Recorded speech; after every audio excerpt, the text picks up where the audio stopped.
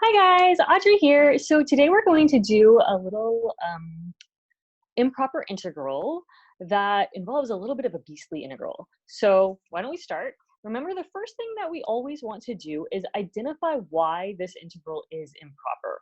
In this case, the only problem is that infinity. There are no discontinuities because the denominator never equals to 0. So the denominator does not equal to 0, no discontinuities. So what we're going to do then is immediately write this thing as a limit using that infinity that we have right there. So we'll have the limit as t approaches infinity, the integral from 0 to t of x arctan x over 1 plus x squared dx. Now, one of the things that we've talked about is how when you have an improper integral that requires like actual work for the integral, like a substitution or an integration by parts or really anything, you want to take that integral and bring it off to the side and do it without bounds. You don't want those bounds or that limit to like get in the way while you're trying to figure out what this integral is. So we're going to bring the integral off to the side. So we're going to do the indefinite integral right here.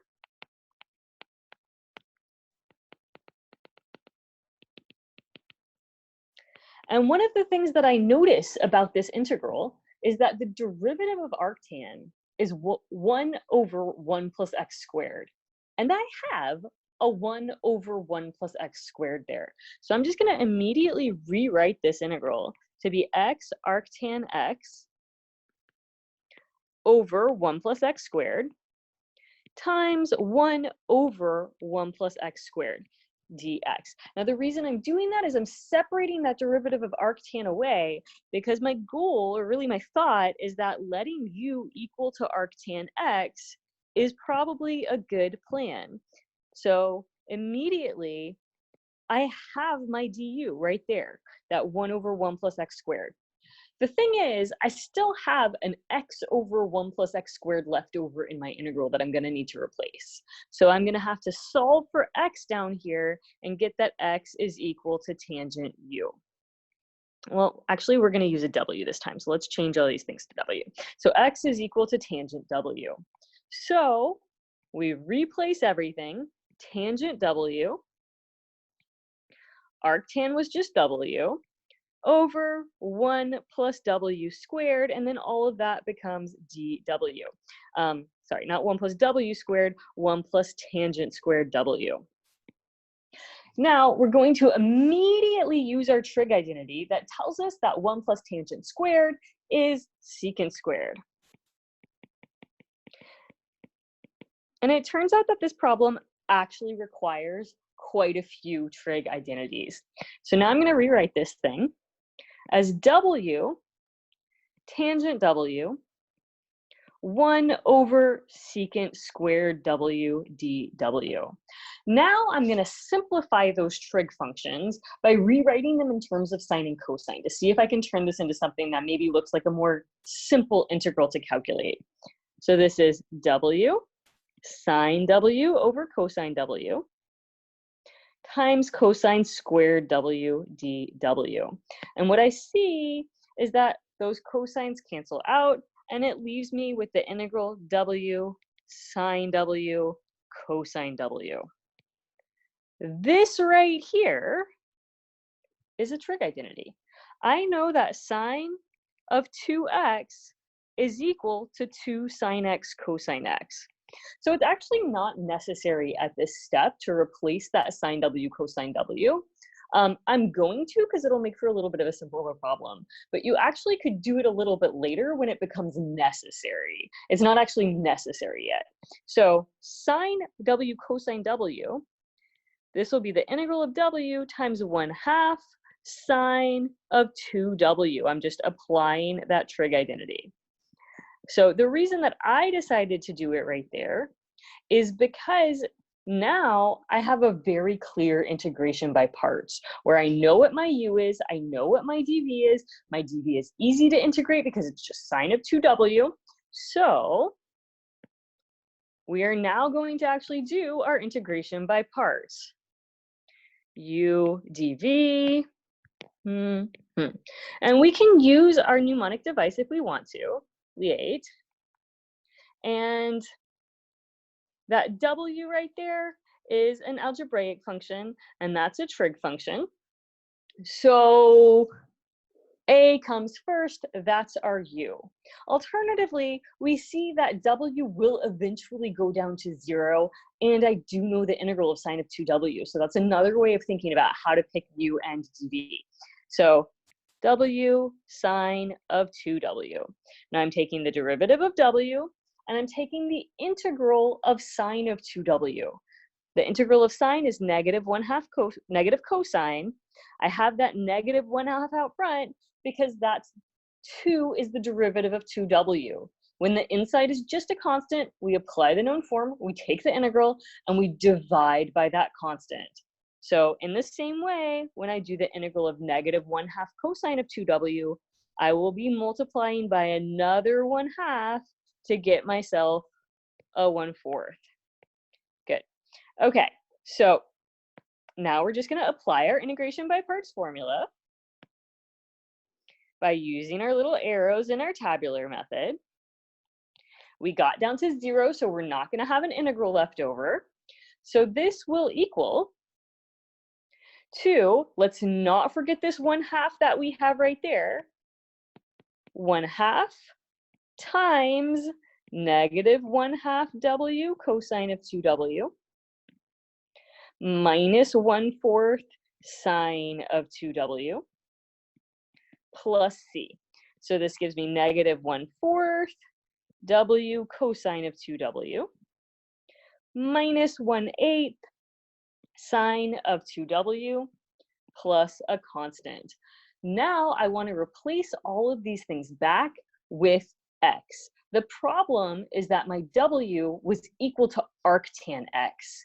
So I'm going to have to use a trig triangle. But remember, when we use a trig triangle, having that 2w on the inside of our trig functions is not a good thing, right? Or because our angle in question, when we're saying the thing that I know is that tangent w equals to x, that means that the angle in my trig triangle is w. Opposite over adjacent. So we end up with this trig triangle where the angle is w. So we need to use trig identities to rewrite cosine 2w and sine of 2w. Well, sine is straightforward. We just saw that identity right here. So now we have to think, what does cosine 2w equal? Well, there are actually lots of different ways to think of cosine 2w. There are, I think, 3 of them that we have seen. So cosine 2w, we're going to say, is equal to 1 minus 2 sine squared w. And that is just your double angle identity. If you look at the double angle identities, like I said, you'll see that there are actually 3 different ways that you could write this, and all of them would be fine, and all of them would get you to the correct answer. All right, so let's go. This is going to be negative 1 over 4.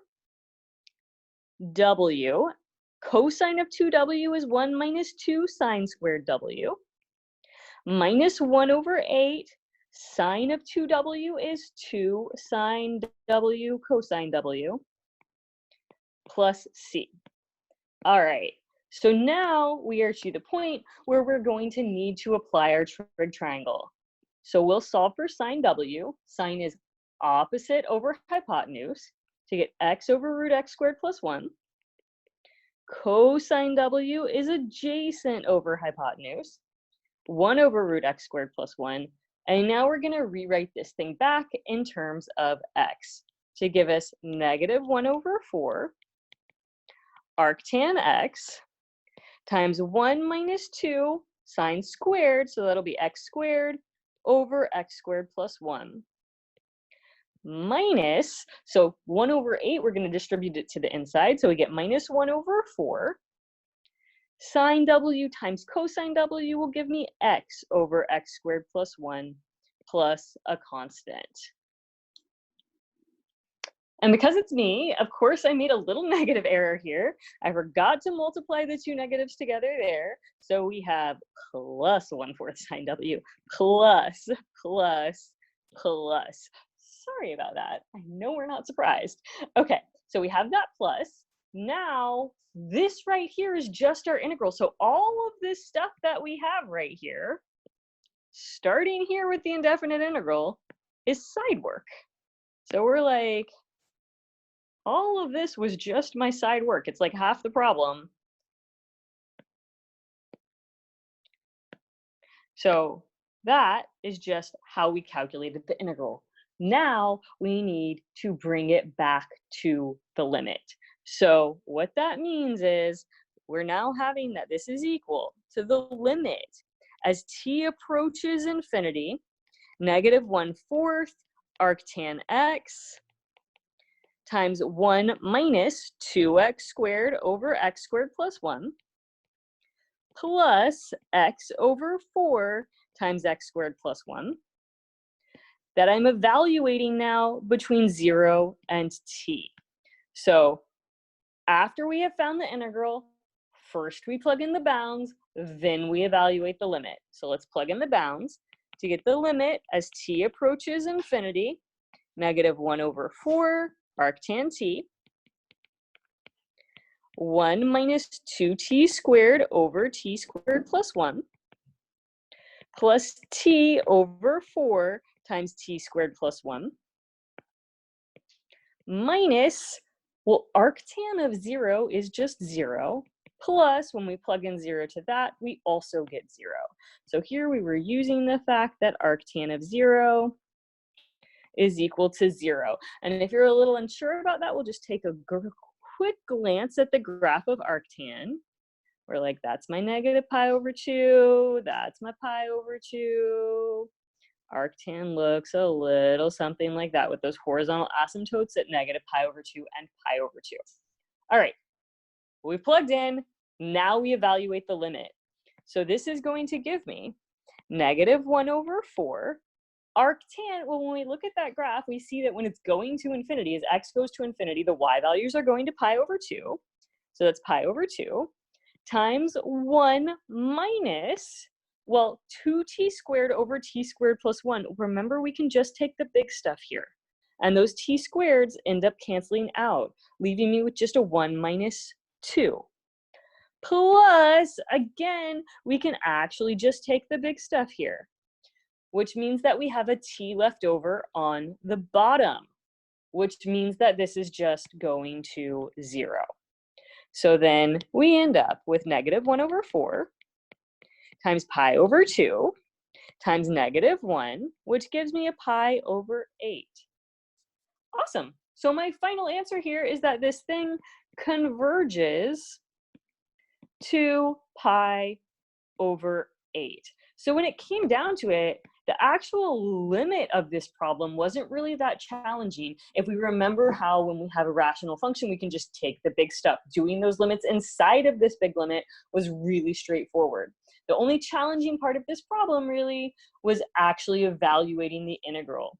So that's what you should be thinking about. The fact that we did that u substitution with arctan, and then we turned it into an integration by parts. So there's another way that you could have approached this integral. I urge you to think about it. How else could you have done this had you not seen that w equals arctangent x substitution to start with? All right, that's all. Bye, guys.